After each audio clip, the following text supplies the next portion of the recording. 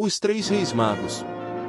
Descubra os mistérios e a riqueza simbólica dos Três Magos, figuras que transcendem a narrativa bíblica para incorporar tradições cristãs, históricas e folclóricas. Embora seus nomes não estejam registrados nas Escrituras, seu papel essencial na divulgação do nascimento de Cristo ecoa até hoje, representando a universalidade da mensagem divina. Acompanhe este panorama detalhado e desvende as verdades por trás dessas emblemáticas figuras, ajustando-as à sua própria fé. Então, se não estão escritos na Bíblia, como se tornaram conhecidos para a humanidade? Você sabia que cada nome do mago tem um significado direto com o que foi ofertado? Os reis magos não eram reis? E os magos que visitaram Jesus não foram exatamente três? Essas e outras curiosidades serão esclarecidas aqui, baseado em estudos de escritos deixados da época. Esse vídeo foi preparado com muito amor e carinho. Desde já lhes peço que se inscreva, deixe seu like e compartilhe para que possamos trazer mais conteúdos aqui no canal. Conheça Santo Beda, o Venerável, um dos maiores eruditos da Idade Média e pai da história inglesa. Monge beneditino e escritor prolífico, Beda não apenas marcou a história com sua história eclesiástica do povo inglês, mas também contribuiu para a teologia, a ciência e o cálculo do calendário cristão. Elevado a doutor da Igreja, ele deixou um legado de piedade e conhecimento. Segundo a tradição medieval relatada por ele, os Reis Magos simbolizam a universalidade da mensagem de Cristo, unindo povos, idades e continentes, enriquecendo a fé cristã desde o século VIII. Os Reis Magos não eram reis com reinados, mas nobres sacerdotes e estudiosos do universo. Eram pagãos em busca do Messias, fizeram uma leitura extraordinária do céu, interpretando a estrela de Belém como um sinal divino. Mesmo distantes entre si, convergiram intuitivamente, protagonizando o encontro histórico que os levou até Jesus. Essa jornada fascinante é um marco de fé, entrega e mistério. Os magos simbolizam a universalidade da mensagem cristã, unindo o cosmos, o espiritual e o humano. Como os primeiros a reconhecer Jesus como Salvador, eles deixaram um legado de generosidade e devoção. Suas ações ecoam em celebrações como o Dia de Reis, em 6 de janeiro, um momento para refletir sobre a busca pelo divino e a conexão que transcende fronteiras e culturas. Na tradição cristã, os Três Reis Magos são identificados por nomes que carregam significados simbólicos, representando suas origens e características. Gaspar, incenso, um jovem de cerca de 20 anos, era descrito como vindo da Ásia. Sua oferta representou sua divindade, juventude e espiritualidade. O nome Gaspar vem do persa kapar, que significa tesoureiro ou aquele que guarda os tesouros. Ele é frequentemente associado à mirra, um presente ofertado a Jesus, simbolizando o sofrimento e a humanidade de Cristo, prefigurando sua paixão e morte. Melchior, ouro, era um ancião de pele clara e barba longa, de cerca de 70 anos e representava a Europa. Veio da Europa, e sua oferta ouro simbolizava sua realeza, sabedoria e realidade de origem hebraica ou aramaica. O nome Melchior pode ser interpretado como Rei da Luz ou Meu Rei à Luz.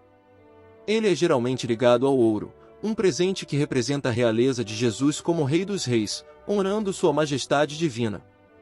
Baltazar, mirra, era um homem de meia idade com pele escura, teria cerca de 40 anos e representava a África. E sua oferta simbolizou prefigurando seu sacrifício, maturidade e mortalidade. O nome Baltazar tem raízes na língua babilônica e significa protegido por Deus ou Deus protege o rei.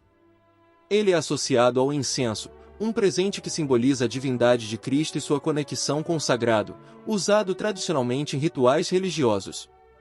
Simbolismo teológico da estrela. Fenômeno sobrenatural.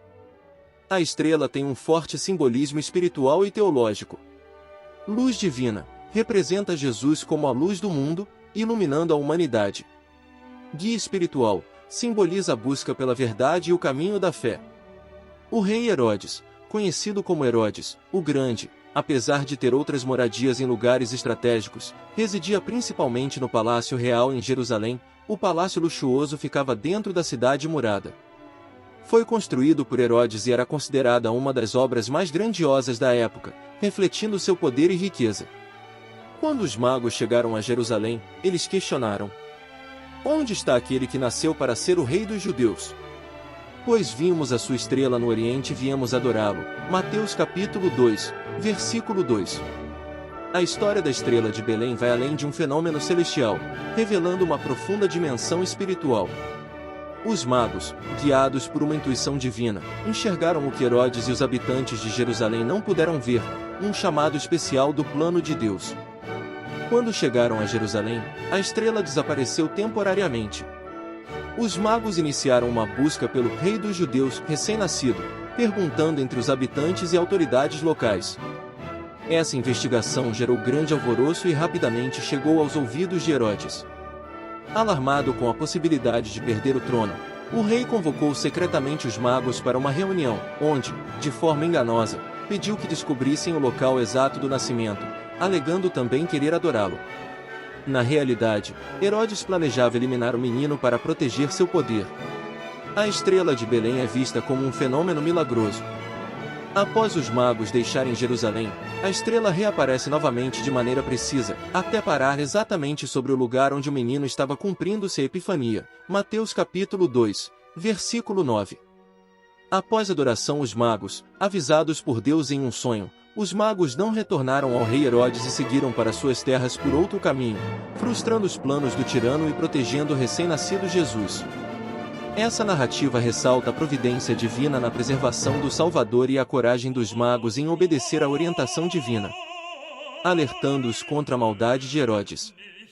Essa narrativa de mistério e propósito destaca a soberania divina, mostrando que a estrela não era apenas um guia, mas um sinal de que Deus conduz a história para realizar seus desígnios. Quando Herodes percebeu que havia sido enganado pelos magos, ficou extremamente irado e tomou uma decisão cruel e trágica. Ele ordenou o infanticídio de todos os meninos com até 2 anos de idade na região de Belém e arredores. Esse evento ficou conhecido como a Matança dos Inocentes. Mateus capítulo 2, versículo 16. Herodes tomou essa atitude brutal na tentativa de eliminar o recém-nascido Jesus, a quem ele via como uma ameaça ao seu trono. Ele baseou a idade das crianças a serem mortas na informação que os magos haviam dado sobre o tempo em que a estrela de Belém havia aparecido. De acordo com relatos históricos, Herodes, o Grande, é conhecido por ter sido extremamente paranoico em relação ao poder e à possibilidade de perder o trono. Ele já havia assassinado 2 de seus filhos, Alexandre e Aristóbulo, acusando-os de conspirarem contra ele. Esses filhos eram da sua esposa Mariane e, da dinastia Asmoneia, o que reforçou suas suspeitas de que poderiam estar tramando contra ele devido a interesses políticos e familiares. A paranoia de Herodes era tão intensa que ele também logo em seguida ordenou a morte de Mariane, mais tarde, de outro filho, Antípatro, por motivos semelhantes. Esse comportamento brutal e desconfiado consolidou sua reputação de tirano, ao mesmo tempo em que manteve seu controle sobre a Judéia durante o domínio romano. No entanto, a família sagrada foi poupada da tragédia e José, pai de Jesus, foi alertado por um anjo em sonho e fugiu com Maria e o menino para o Egito, escapando assim do plano assassino de Herodes. A Sagrada Família permaneceu no Egito até que a morte de Herodes trouxesse segurança para o retorno. Em terras estrangeiras, José, Maria e o menino Jesus encontraram refúgio, cumprindo mais uma vez os desígnios divinos. Essa permanência não foi apenas um momento de proteção, mas também o cumprimento da profecia do Antigo Testamento. Do Egito chamei o meu filho, Oséias capítulo 11 versículo 1, citado em Mateus capítulo 2, versículo 15. A Sagrada Família permaneceu no Egito por um período estimado entre 3 a 7 anos, segundo as tradições cristãs. Esse período não é mencionado diretamente com detalhes na Bíblia, mas está relacionado à fuga para o Egito narrada em Mateus capítulo 2, versículos de 13 até 15. Durante o tempo que estiveram no Egito, acredita-se que a Sagrada Família tenha vivido como refugiada até a morte de Herodes, quando receberam a instrução divina de retornar para Israel, somente após a morte do tirano. Quando um anjo do Senhor novamente apareceu a José em sonho, eles foram instruídos a voltar, marcando o início de um novo capítulo na vida daquele que traria luz ao mundo.